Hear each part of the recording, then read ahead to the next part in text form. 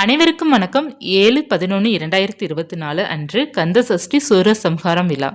இந்த நாளன்று நிறைய பக்தர்கள் விரதம் இருந்து முருகனை வழிபாடு செய்கிறீங்க. ஒரு சில பக்தர்களால் விரதம் இல்லாமல் பூஜை மட்டும் செய்யணும் அப்படின்னு விருப்பப்படுறவங்க எப்படி வழிபாடு செய்யணும், சரியான முறையில் எப்படி நம்ம முருகனை வழிபாடு செய்யணும் அப்படிங்கிறத இந்த பதிவில் பார்க்கலாம். இப்போது பார்த்தீங்க அப்படின்னா, ஒரு கன்சீவாக இருக்கிறவங்களோ அல்லது குழந்தைக்கு பால் கொடுக்குறவங்களோ அல்லது கொஞ்சம் உடல் ஆரோக்கியம் இல்லாதவர்களோ மற்றும் ஒரு வயதிற்கு மேலே பார்த்தீங்கன்னா மாத்திரை இந்த மாதிரி ப்ரெஷர் சுகர் இருக்கிறவங்களெல்லாம் விரதம் இருக்க முடியாது இல்லையா? அவங்க எப்படி முருகனை வழிபாடு செய்யணும், பூஜையை மட்டும் செய்து மனமுருகி எப்படி பிரார்த்தனை செய்யணும் அப்படிங்கிறத இந்த பதிவில் நம்ம முழுமையாக பார்க்க போகிறோம்.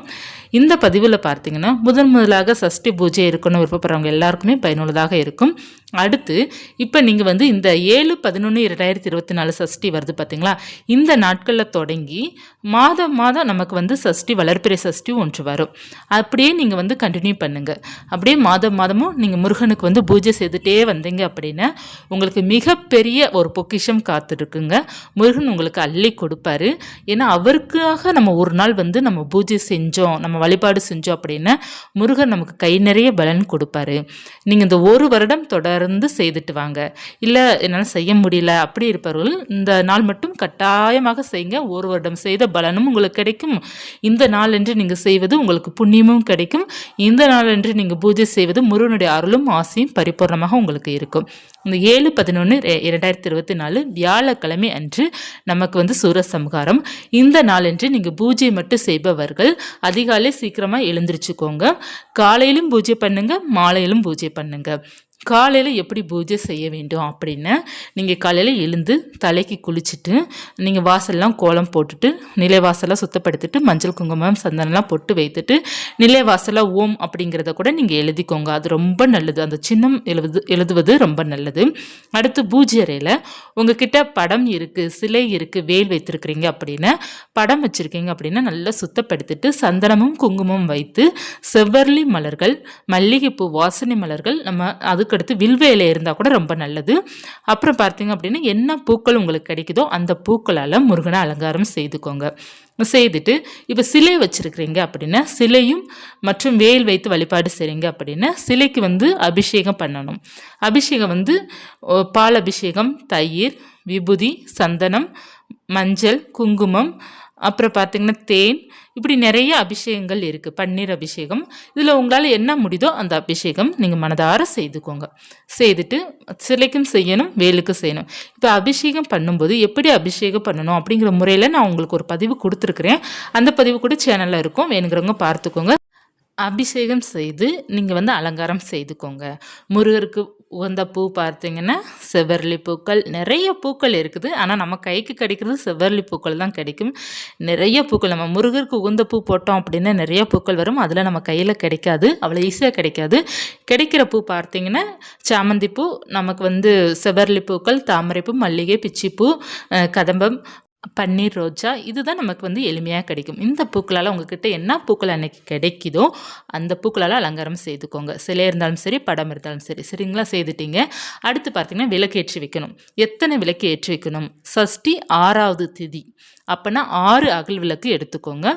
எடுத்துட்டு உங்கள் வீட்டில் பழைய அகல் விளக்கு தாங்க இருக்குது, அதை பயன்படுத்தலாமான்னா தாராளமாக பயன்படுத்தலாம். அந்த விளக்கை நல்லா சுத்தப்படுத்திக்கோங்க. சுத்தப்படுத்திட்டு கொஞ்சம் மஞ்சள் நீரில் கூட நீங்கள் வாஷ் பண்ணிவிட்டு, அதாவது கொஞ்சம் மஞ்சள் நீரில் வாஷ் பண்ணிவிட்டு அதை மறுபடியும் நல்லா ஒரு கிளாத்தில் தொடச்சி எடுத்துகிட்டு சந்தனம் குங்குமம் பொட்டு வச்சுருங்க. 6 அகல் விளக்குக்கும் பொட்டு வச்சுட்டு அடுத்ததாக பார்த்திங்கன்னா சரவண பவா கோலம் போடுங்க.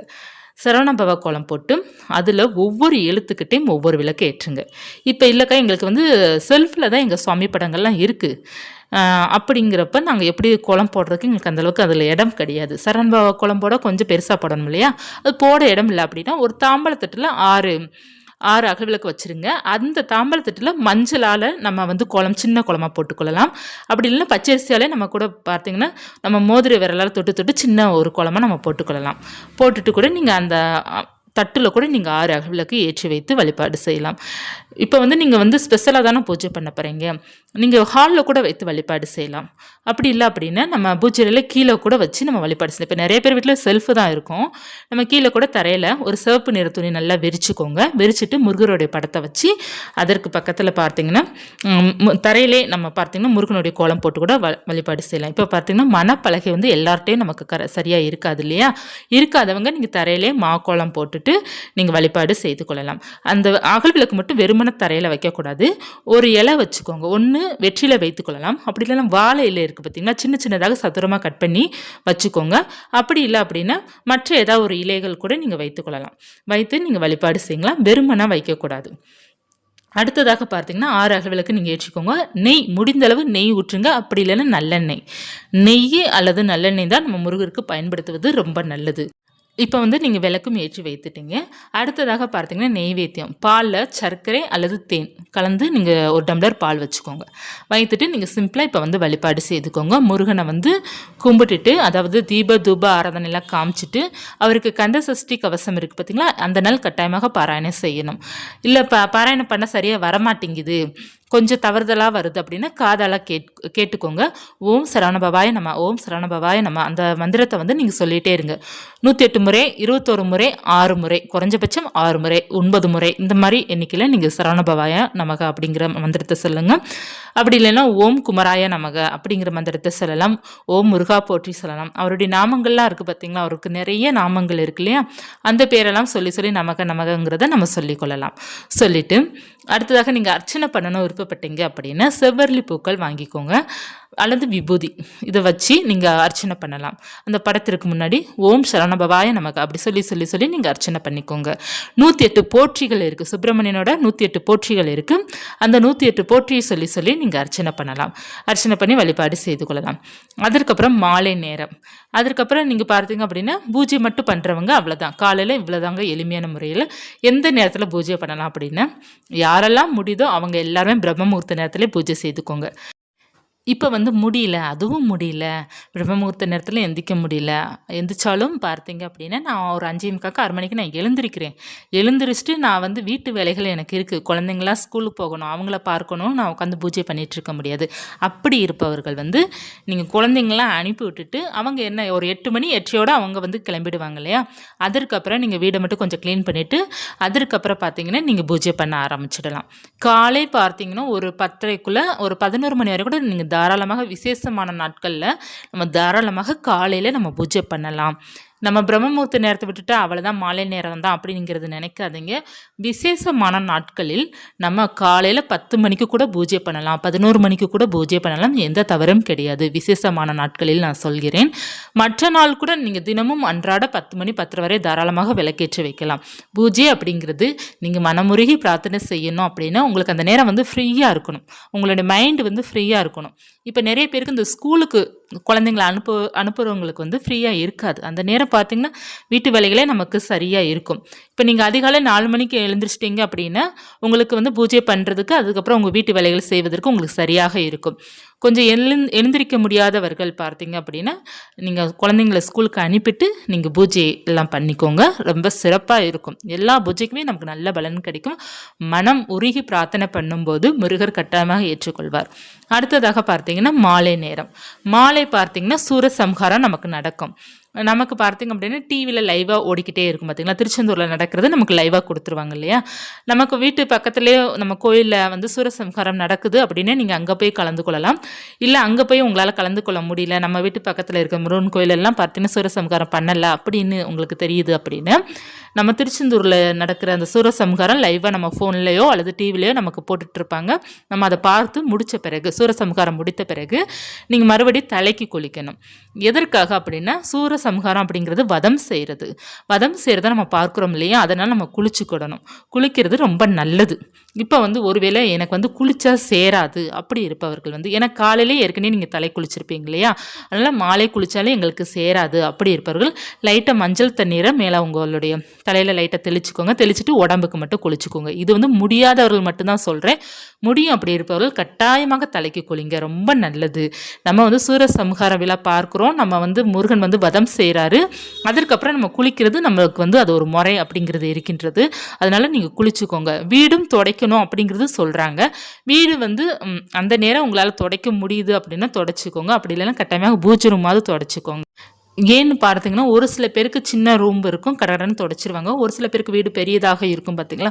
அவங்கலாம் பார்த்தீங்கன்னா, அந்த மாலையா 5 மணிக்கு மேல 6 மணிக்கெல்லாம் சூரியசம்ஹாரம் முடித்த பிறகு கடகடன்னு வேலை பார்க்க முடியாது இல்லையா? முடியாது. அப்படி இருப்பவர்கள் வந்து இந்த மாரி நீங்க செய்துக்கோங்க. கட்டாயமாக ஆனா குளிக்கிறது ரொம்ப நல்லது.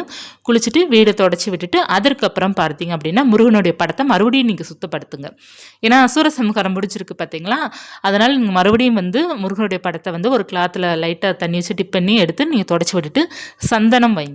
சந்தனம் வந்து குளிர்ச்சியானது. முருகன் வந்து அந்த வதம் செய்துட்டு அவர் வந்து கொஞ்சம் கோபத்துடன் இருப்பாரு. அந்த சந்தனம் வந்து குளிர்ச்சி அவரை வந்து சாந்தப்படுத்தும். நம்ம அதனால தான் அந்த சூரசம்ஹாரம் அன்று இந்த குளிர்ச்சியான பொருளை வந்து சுவாமிக்கு வந்து நெய்வேத்தியம் வைக்கிறது ரொம்ப நல்லது. அதே போல் இப்போ வந்து நீங்கள் வந்து படம் வச்சுருக்கீங்க அப்படின்னா தொடச்சிட்டு சந்தன குங்குமம் வச்சுருவீங்க. அதே போல் சிலையும் மற்றும் வேலும் வைத்திருக்கிறீங்க அப்படின்னா சந்தனத்தால் கட்டாயமாக அபிஷேகம் பண்ணுங்க. சந்தனம் அபிஷேகம், தயிர் அபிஷேகம், பால் அபிஷேகம், நெய் அபிஷேகம், உங்களால் என்னென்ன அபிஷேகம் முடியுதோ அதை நீங்கள் செய்து கொள்ளலாம். செய்துட்டு அடுத்ததாக பார்த்தீங்க அப்படின்னா மறுபடியும் சரவண பவா கோலம் மறுபடியும் போடுங்க. தொடச்சி எடுத்துட்டு மறுபடியும் சரவண பவா கோலம் போட்டுட்டு மறுபடியும் 6 அகல் விளக்கு நீங்கள் காலையில் பயன்படுத்தியிருப்பீங்களா அதே அகல் விளக்கில் நீங்கள் மறுபடியும் தீபம் ஏற்றி வச்சிடுங்க. புது திரி மாற்றணுமா அப்படின்னா உங்களுக்கு விருப்பம் இருந்தால் மாற்றிக்கோங்க. அப்படி இல்லைன்னா அதிலே கூட நீங்கள் வந்து தீபம் ஏற்றலாம். ஏன்னா காலையில் தானே நம்ம ஏற்றிருக்கோம். ஒரு நாளைக்கு நம்ம வந்து காலையில் பயன்படுத்தினதே மாலை பயன்படுத்தலாம், தவறு கிடையாது. மாற்றணும் விருப்பப்பட்டீங்கன்னா மாற்றிக்கோங்க. அப்படி இல்லைன்னா அதே திரியில் கூட நீங்கள் வந்து மறுபடியும் எண்ணெய் நெய் அல்லது ஊற்றி நீங்கள் தீபம் ஏற்றி வச்சுக்கோங்க. ஏற்றி வச்சுட்டு கந்த சஷ்டி கவசம் பாராயணம் பண்ணுங்க. நெய்வேத்தியமாக பார்த்தீங்கன்னா வைக்க வேண்டியது முக்கியமானது பார்த்தீங்க அப்படின்னா தயிர் சாதம். கொஞ்சம் வச்சாலும் பரவாயில்ல, தயிர் சாதம் வச்சுருங்க. அப்படி இல்லைன்னா மோர் கூட வைக்கலாம். அதற்கப்புறம் பார்த்தீங்க அப்படின்னா மிக முக்கியமானது தேன். அவருக்கு தேனுன்னா ரொம்ப பிடிக்கும். தேனும் தினைமாவும் பிசைஞ்சு வைங்க அல்லது திணை பாயாசம் வைங்க. அதற்கப்புறம் பார்த்தீங்கன்னா திணை அரிசி சம்மந்தப்பட்டது ஏதாவது ஒரு பலகாரம் கூட நீங்கள் செய்து வைக்கலாம். இது வந்து உங்களுடைய விருப்பம் தான். கட்டாயமாக தயிர் சாதம் வச்சுருங்க. இல்லைங்க தயிர் சாதம் பண்ணால் சாப்பிட்டா சேராது அப்படி இருப்பவர்களும் ஒரு சில பேர் இருக்கிறாங்களே, அவங்க ஒரு கப்பில் தயிராவது வைங்க. அது மறுநாள் கூட நீங்கள் மதியம் எடுத்து கூட சாப்பிட்டுக்கோங்க. அதற்கடுத்து எடுத்து நீங்கள் ஃப்ரிட்ஜில் வச்சு ஸ்டோர் பண்ணிவிட்டு அடுத்து கூட மறுநாள் வந்து சாப்பிட்டுக்கோங்க. ஏன்னா தயிர் ஏதாவது ஒன்று குளிர்ச்சியானது முருகனுக்கு நெய்வேத்தியம் வைக்கணும், அதை மறந்துடாதீங்க. அடுத்து பார்த்தீங்கன்னா வெற்றிலை பாக்கு, வாழைப்பழம், முடிந்தால் தினை மாவு வைத்து நீங்கள் ஏதாவது பலகாரம், அதுக்கப்புறம் பழங்கள் உங்களால் முடிந்தது அப்படின்னா பழங்கள் ஏதாவது நெய்வேத்தியம் வைக்கணும். கந்த சஷ்டி கவசம் பாராயணம் செய்துட்டு ஓம் சரணபவாய மந்திரத்தை வந்து 108 முறை கூட நீங்கள் எழுதலாம், சொல்லலாம். வேல்மாறல் படிக்கணும் விருப்பப்பட்டீங்கன்னா வேல்மாறல் படிக்கலாம், திருப்புகழ் படிக்கலாம், கந்தர் அனுபூதி படிக்கலாம், கந்தர் அலங்காரம், சுப்பிரமணியனோட 108 போற்றி மற்றும் வேறு என்ன இருக்குது, நிறைய மந்திரங்கள் இருக்கின்றது. மூல மந்திரம் இருக்கின்றது, காயத்ரி மந்திரம் மற்றும் முருகனுக்கு உகந்த குமரஸ்தவம் இருக்கின்றது, நிறைய இருக்கின்றது. அதில் நமக்கு வந்து என்ன முடியுதோ அதை கட்டாயமாக பாராயணம் செய்யுங்க. கந்தசஷ்டி கவசம், குரு கவசம் இருக்குது, சண்முக கவசம் இருக்குது, நிறைய கவசங்கள் இருக்கின்றது. கந்தசஷ்டி கவசம் அந்த நாள் வந்து பாராயணம் பண்ணுவது ரொம்ப நல்லது. பாராயணம் பண்ணிவிட்டு அர்ச்சனை பண்ணுங்கள். விபூதியால் அர்ச்சனை பண்ணலாம், அப்படி இல்லைன்னா செவ்வரளி பூக்களால் நீங்கள் அர்ச்சனை பண்ணலாம். அர்ச்சனை பண்ணிவிட்டு நீங்கள் வந்து முருகன்ட்ட மனமுறையை பிரார்த்தனை செய்து உங்களுடைய வேண்டுதல் என்ன, குழந்தை பாக்கியமா அல்லது திருமணமா அல்லது தொழில் வந்து சிறப்பாக நடக்கணுமா அல்லது உங்களால் என்ன முடியுதோ அதை வேண்டிக்கோங்க. வேண்டி வழிபாடு செய்யுங்க. ஏதாவது ஒரு இனிப்பு மட்டும் நெய்வேத்தியம் வச்சுருங்க, ஒரு சர்க்கரையாவது வச்சுருங்க, ரொம்ப நல்லது.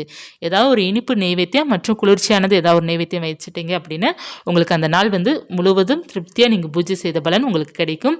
முருகன் வந்து உங்களை நிச்சயமாக ஆசீர்வாதம் பண்ணுவார். இப்போ பார்த்தீங்க அப்படின்னா நிறைய பேருக்கு வந்து மாதவிடாய் ஆயிடுச்சு பார்த்தீங்களா, அவங்களாம் நீங்கள் என்ன பண்ணலாம் அப்படின்னா முருகனை வந்து மனசார கும்பிட்டுக்கோங்க. இப்போ என்ன பூஜை தான் உங்களால் பண்ண முடியாத தவிர மற்றபடி நீங்கள் வந்து மனசார அவரை வந்து வேண்டிக்கிட்டீங்க அப்படின்னா அவருடைய அருள் உங்களுக்கு வந்து பரிபூர்ணமாக இருக்கும். வீட்டில் வந்து உங்களுக்கு உதவிக்கு பூஜை பண்ணுறதுக்கு உதவிக்கு ஆள் இருக்கிறாங்க, அவங்க ஹெல்ப் பண்ணுவாங்க உங்களுக்கு அப்படின்னு அவங்கள விளக்கேற்ற வைத்து வழிபாடு செய்துக்கோங்க. இல்லை யாரும் எல்லாம் குழந்தைங்களா சின்ன பிள்ளைங்களா இருக்காங்க யாரும் பண்ண மாட்டாங்க அப்படின்னா நீங்கள் மனசுக்குள்ளே மட்டும் முருகனை வந்து பிரார்த்தனை பண்ணிக்கோங்க. முருகனுடைய அருள் உங்களுக்கு பரிபூர்ணமாக இருக்கும். இவ்வளோ தாங்க வழிபாடு. ரொம்ப எளிமையான முறை வழிபாடு, ரொம்ப சூப்பராக இருக்கும் இந்த வழிபாடு. நீங்கள் செய்தீங்க அப்படின்னா உங்களுக்கு முருகன் வந்து ரொம்ப சிறப்பான பலன் உங்களுக்கு கொடுப்பாரு. அவர் உங்களுக்கு கொடுக்கறதுக்கு காத்திருக்கிறாரு. நீங்கள் அவர்கிட்ட கேளுங்க. உங்களுக்கு என்ன வேண்டுதல் இருக்கோ அந்த வேண்டுதலை மனதார வந்து முருகன்கிட்ட வேண்டிக்கோங்க. முருகா எனக்கு இதை செய்து கொடு முருகா அப்படிங்கிறத மட்டும் கேளுங்க. அவர் நிச்சயமாக செய்து கொடுப்பாரு. நீங்கள் வந்து மனமுருகி பிரார்த்தனை செய்யும்போது முருகனுடைய அருள் வந்து நமக்கு அப்படி கிடைக்கும். முருகன் வந்து நம்மளை அப்படியே ரசிப்பார். நம்ம வந்து வந்து எவ்வளோ அளவுக்கு நம்ம உருகுறோமோ நம்மளை ரசிப்பார் முருகர். நம்ம என்னென்ன கேட்குறோமோ அதை அப்படியே நமக்கு கொடுத்துருவாரு.